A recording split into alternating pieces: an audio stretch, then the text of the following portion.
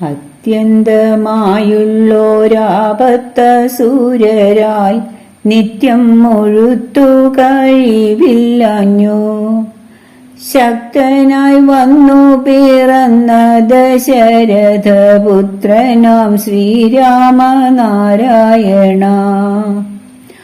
ആനന്ദത്തോടങ്ങനുജന്മാരും താനും വാനോർപുരിയിൽ വളരും കാലം ദീനതയോടൊരു മാമുനി തൻ ചൊല്ലാൽ പോയൊരു ശ്രീരാമനാരായണ. ഇഷ്ടത്തിൽ മാമുനി തൻ ചൊല്ലാൽ പോകുമ്പോൾ ദുഷ്ടത്തി താടക തന്നെ കൊന്നു. മുട്ടിക്കിടന്നൊരു യാഗത്തെ രക്ഷിച്ച ചട്ടറ്റ ശ്രീരാമനാരായണ.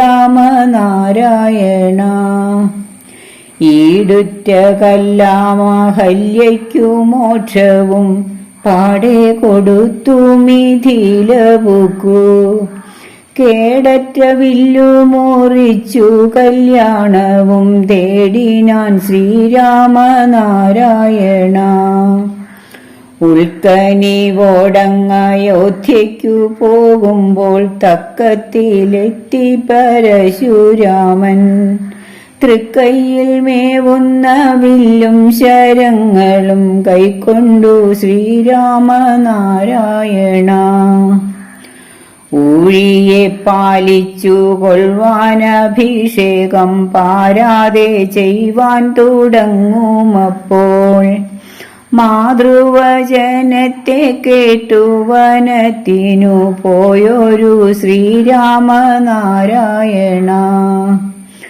എന്മൂലമെൻ മക്കൾ പോയി വനത്തിനുണ്മ നിനച്ചു മരിച്ചച്ഛന്റെ കർമ്മങ്ങളെല്ലാം വനത്തിന്നു ചെയ്തൊരു നിർമ്മലൻ ശ്രീരാമനാരായണ.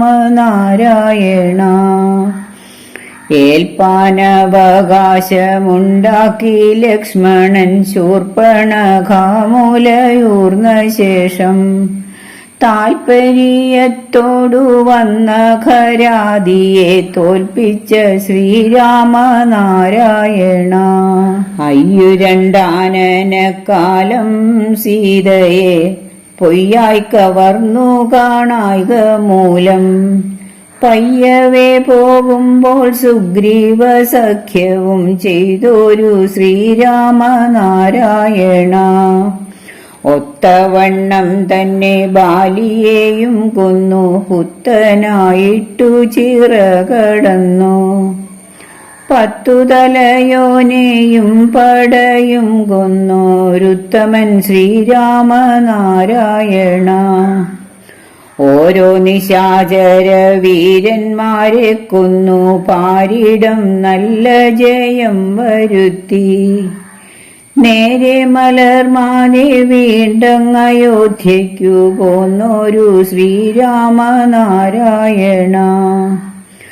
ഔവനവാസം കഴിഞ്ഞു പുരിപുക്കു യൗവനമോടഭിഷേകം ചെയ്തു. ദൈവതമുള്ളിലുള്ളോർകളെ രക്ഷിച്ചു നേർവഴി ശ്രീരാമനാരായണ.